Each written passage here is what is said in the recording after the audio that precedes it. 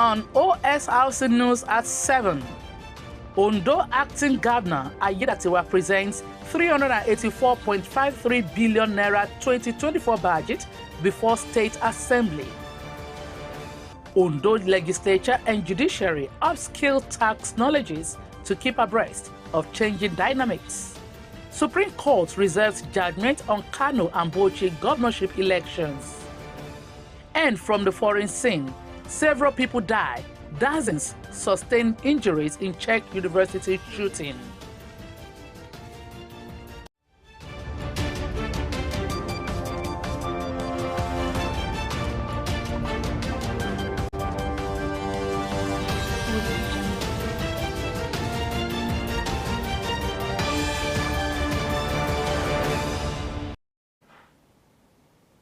Good evening and welcome to the news. My name is Remy Allen. Ondo State Acting Governor Lucky Aiyedatiwa has presented a budget estimate of 384.533 billion naira for the 2024 fiscal year to the State House of Assembly. Aiyedatiwa presented the budget at Ondo State House of Assembly complex in Akure, the state capital. The appropriation bill tagged budget of economic resilience has the sum of 172,518,140,353 naira as recurrent expenditure, by total sum of 212,040,859,647 naira is for capital expenditure.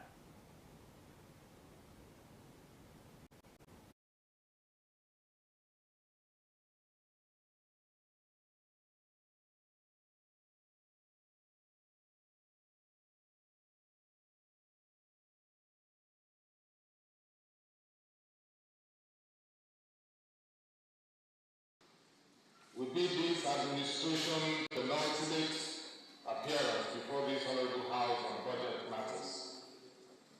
God's willing, as this current administration will exit by February 2025. Mr. Speaker, Honorable members, let me once again express my joy with you and congratulate you once again on the victory you had in the last three contested state assembly election held in March this year. Serious for consideration and approval.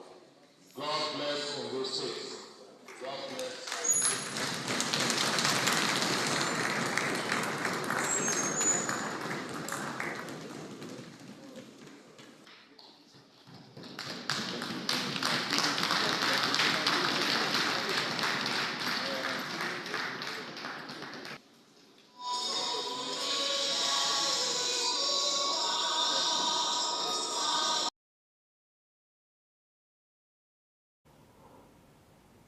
While the House Committee on Finance and Appropriation has received the estimates, the Speaker, Olamide Oladiji, promised that the interests of the people of Ondo State will be considered.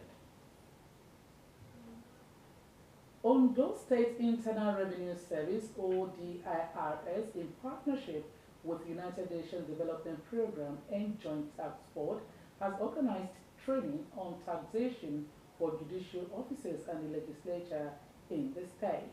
ODIRS Chairman Tolu Adegbiye said the training is to keep the two arms of government, the legislature and judiciary, abreast of the changing dynamics in tax matters. OSRC's Zaid Aribisola reports that it also seeks to enhance taxation administration in Ondo State for more development and less burden to residents. It is the first of its kind taxation training for judicial officers and members of the House of Assembly in Ondo State. The training, which is organized by Ondo State Internal Revenue Service (ODRS), had in attendance justices of the State High Court, magistrates, and top officials of the judiciary, as well as the legislature, Chairman of ODRS, Tolu Adegbiyen, said the need to train the officials is to further keep them abreast of the changes in tax enforcement and adjudication process. We have said, look, let's expand this training to other areas. And we felt when it comes to issues of adjudication, when we have issues of tax enforcement, we take all cases to the courts. Sometimes we get to the courts, we have to argue and go and bring law and go and do a lot of things. So many things have changed the tax space. So we feel it is better we bring professionals from all over the country who are also training judges in other states. Expert facilitators took turns to deliver trainings on tax dispute resolution under Nigerian law and precept, division of powers under the 1999 Constitution, the Taxes and Levies Act. We help the people of Ondo State to get a fresh bearing on matters involving not only generation of revenue, but also collection of revenue and dispute resolution on issues arising from both generation and collection.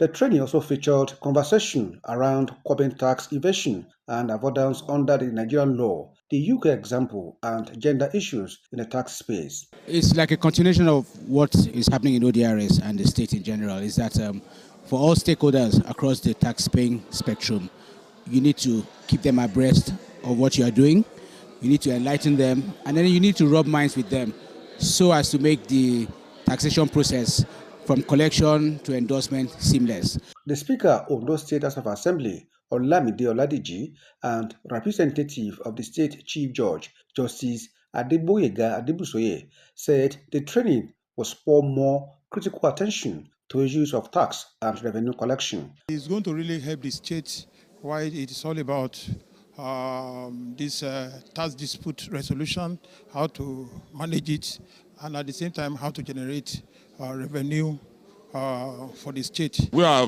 brought in to be able to understand some nitty-gritty relating to tax matters. And with this, I'm sure it has to go a long way to assist us in really be able to weigh the two sides and be able to assist in the generation drive of the state. So I think it's very timely. Ondo State Attorney General and Commissioner for Justice, Charles Titiloye, who spoke on behalf of the governor, assured residents of judicious utilization of revenue for the state development. The little you make from your business, what you are entitled to pay to government, you pay it. Those little will go a long way because when you assemble everything together, you see what it will translate to. The Ondo State Internal Revenue Service says it prosecuted over 200 tax cases in court in year 2023, with plans in place for the construction of a revenue court to allow for more expeditious legal processes.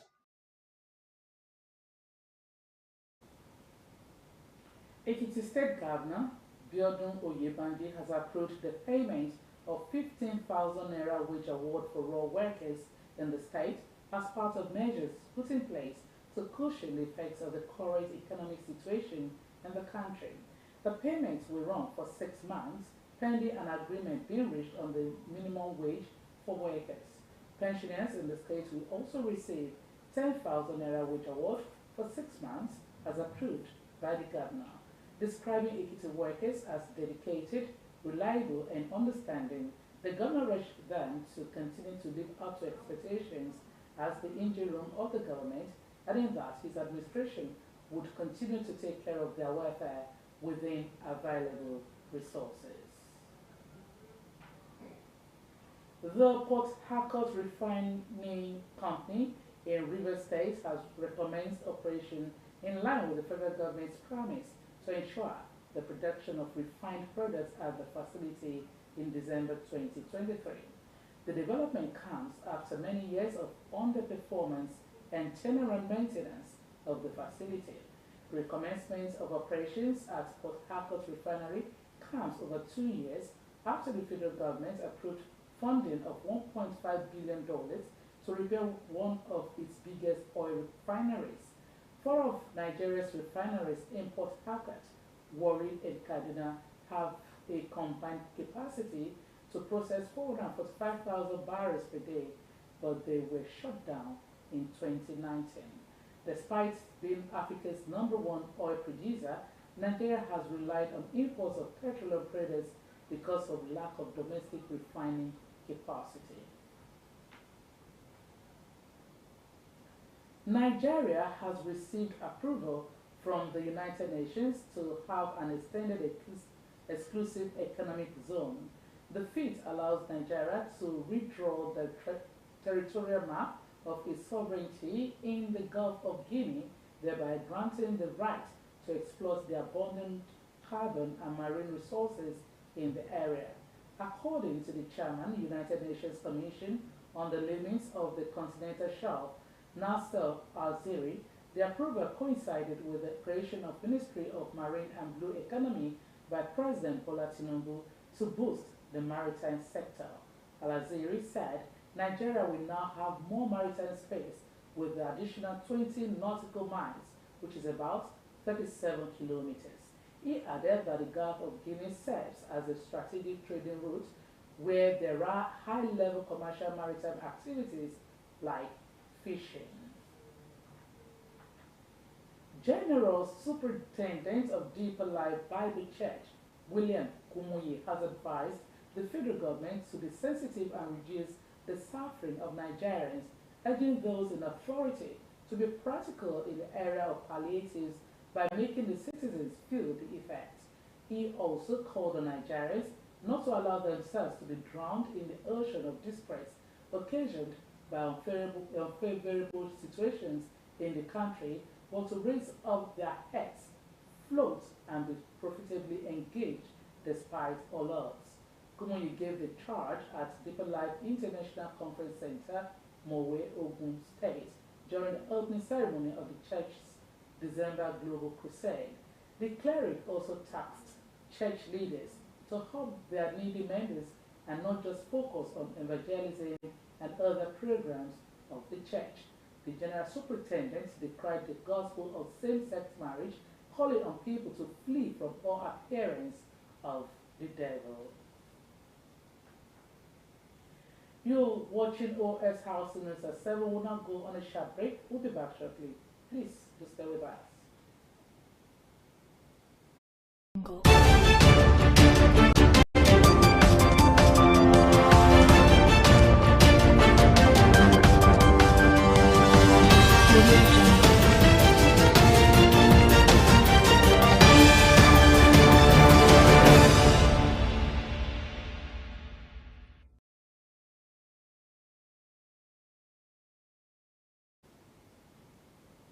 Many thanks for staying with us.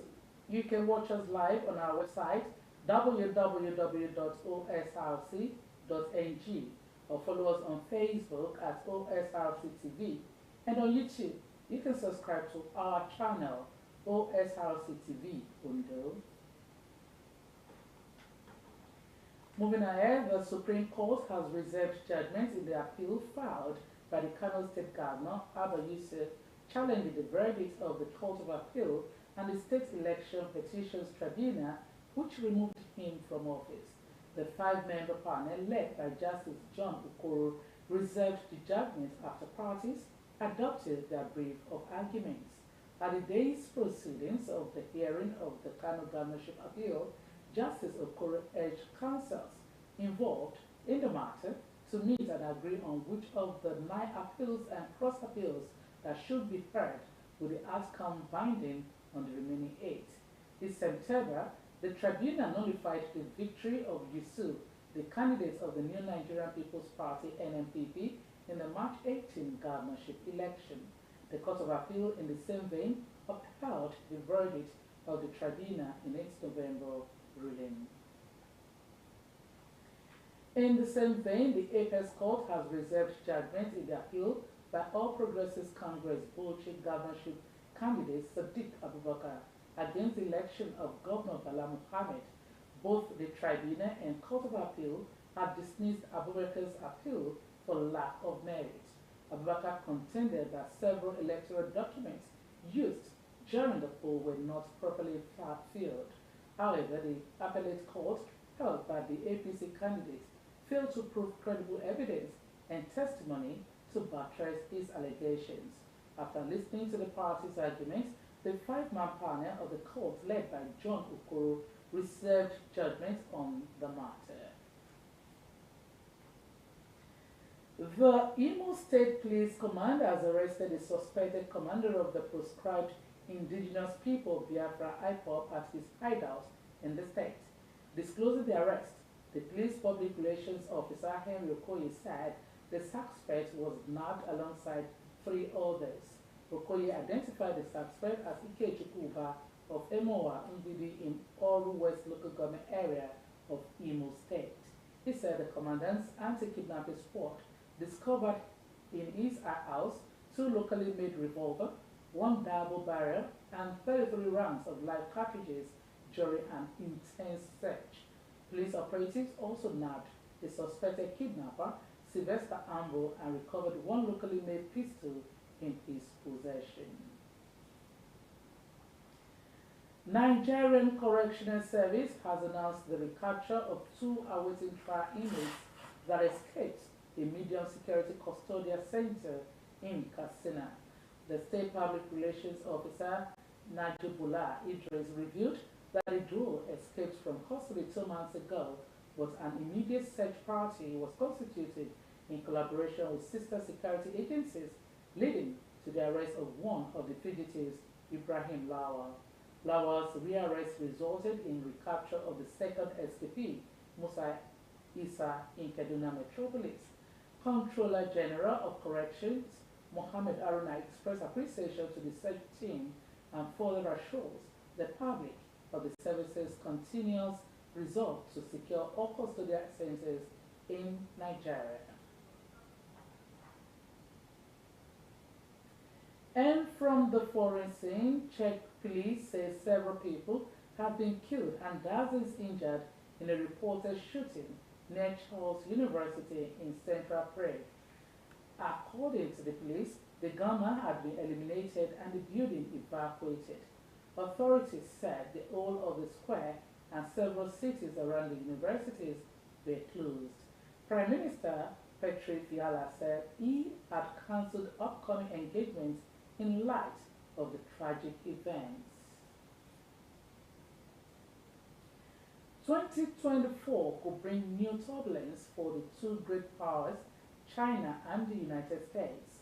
This follows a November meeting between U.S. President Joe Biden and his Chinese counterpart Xi Jinping, where both men signaled a desire to stop the free fall in their countries' relations. From presidential elections in the U.S. and Taiwan to continued U.S.-China trade fights, Biden and Xi face no shortage of problems that could cause Istanbul in the new year. Akintude Akishola Shimola has more. After a year that brought panic over spy balloons, fight over semiconductors, and an intensified military rivalry, China and the United States are ending the year with an uneasy detente, with both Biden and Chinese President Xi Jinping looking to stop a free fall in their countries' relations. But 2024 could bring new turbulence. Here are three problems that could cause a stumble in the US-China ties. Taiwanese election. Taiwan votes in mid-January for its new president and legislature. China considers Taiwan its own territory. Taiwan officials say Beijing has been escalating military maneuver near the island and pushing a pre-key narrative. There have been very stern warnings from China that this is a war and peace election and that independence for Taiwan would mean. Though increased warnings and military pressure during the election is not new at all for Taiwan, this time Beijing really dislikes the front runner, Democratic Progressive Party Vice President Lai Ching-te, and his running mate Xiu Bin-kin. The commentary in China has been pretty negative about the DPP candidature. They have been called colluding villains, I think, the sort of the ruling party ticket and the Independence Double Act. The US could be drawn in if military tensions escalate in the Taiwan Strait, and there's a precedent for that. In 1996, the US sent an aircraft carrier group to the area in response to China's military exercises and missile tests ahead of voting. The 2024 US presidential election could be even more consequential, bearing last-minute surprises. It will likely be a rematch between Joe Biden and former President Donald Trump. Don Duffy explains its implication for the US-China relationship. Trump is less of a fan of traditional American alliances, including NATO and some of the alliances in Asia. If a Trump administration were to mean a pullback from Asia, China would see that in its benefit. Semiconductors remain a key issue in the US-China tech rivalry, and the US is expected to beef up export controls designed to prevent China's military from getting its hands on the most advanced semiconductors. We're going to see another tightening of export controls in the coming fall in 2024. And we've also heard from officials that the US intends to enforce these rules more strictly. So they plan to go after individuals and companies that they might see as violating this. While China sees these as an effort targeted at their development, it struggles to push back since retaliating against US businesses would only drive away the foreign capital Beijing needs as the economic growth slows. Things may look cordial between Washington and Beijing for now, but that could change unexpectedly in the coming year. From presidential elections in Taiwan and the United States to continued trade fight, there are no shortage of fault lines between the world's two largest economies. Akintunde Akinshimola for Osrc News.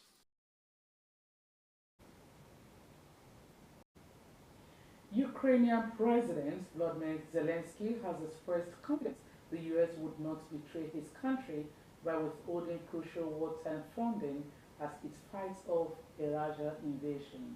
Aid for Ukraine has been held up by Republicans in the U.S. Congress, and the White House has warned that it will run out by the end of the year if not renewed.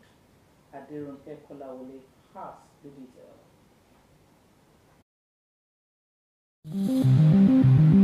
After a year that brought panic over spy balloon, Ukrainian President Volodymyr Zelensky said at a press conference in Kyiv that he was confident the US will not betray his country by withholding crucial wartime funding. If Ukraine fight off a Russia invasion that's nearing the 2-year mark and showing no sign of abating. We are working very hard on this, and I am certain the United States of America will not betray us, and that on which we agreed in the United States will be fulfilled completely. In the U.S., aid for Ukraine has been held up by Republicans in Congress, who say it must be paired with tougher immigration policy to bolster security at the U.S.-Mexico border. Senate leaders said a deal was not likely to come together soon. Here is Democratic Senate Majority Leader Chuck Schumer. We've made important progress, but negotiations have not been easy, and it's going to take more time. One senior Democrat in the Senate said any action will probably be postponed until January. The White House has warned that if not renewed, funding will run out by the end of December. Zelensky said financial assistance was key to Ukraine's defense and that the nation didn't just need money, but manpower. He said the military had requested as many as a half a million citizens to be mobilized into the army, though a final decision has not yet been made. Adirunke Kolawole, Osrc.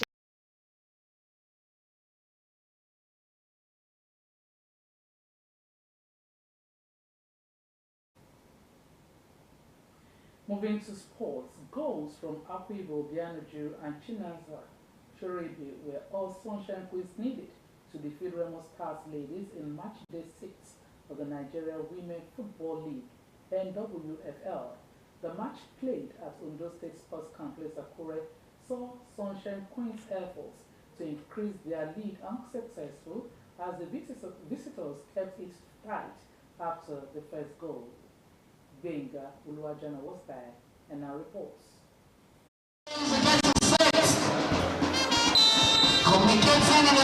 Sunshine Queens fired out to battle Remo Stars ladies to clinch the much-needed 3 points at home after back-to-back defeats, leaving them at the bottom of Group B log.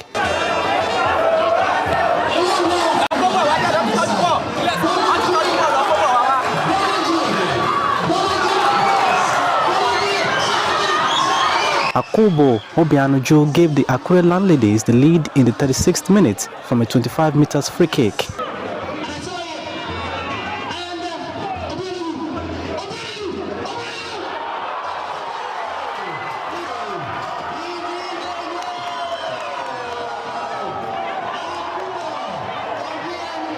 Sunshine Queens wasted no time in the restart of the game by increasing the lead through debutant Chinaza Choroibe on 47 minutes.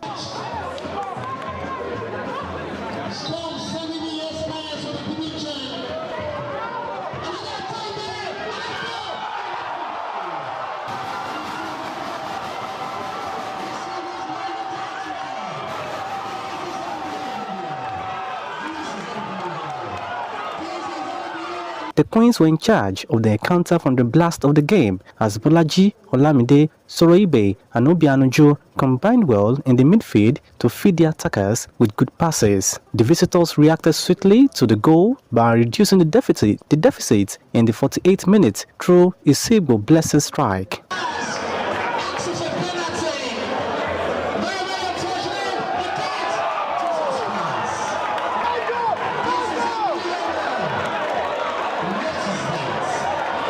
Remo Stars ladies Innocent Patricia and Sunshine Queens Divine Owuchekwa were dismissed for dissent minutes before the Southwest Derby ended in favor of the home team. Sunshine Queens coach Oladimeji Abimbola, while commending his players, lauded the fans for their solidarity in ensuring that the team triumphed.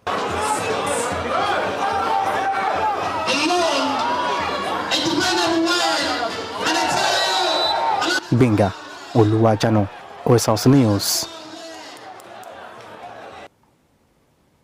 And that's the news, but before we go, here is another look at the top stories. Ondo State Acting Governor Lucky Aiyedatiwa has presented a budget proposal of 384.533 billion naira before the State Assembly.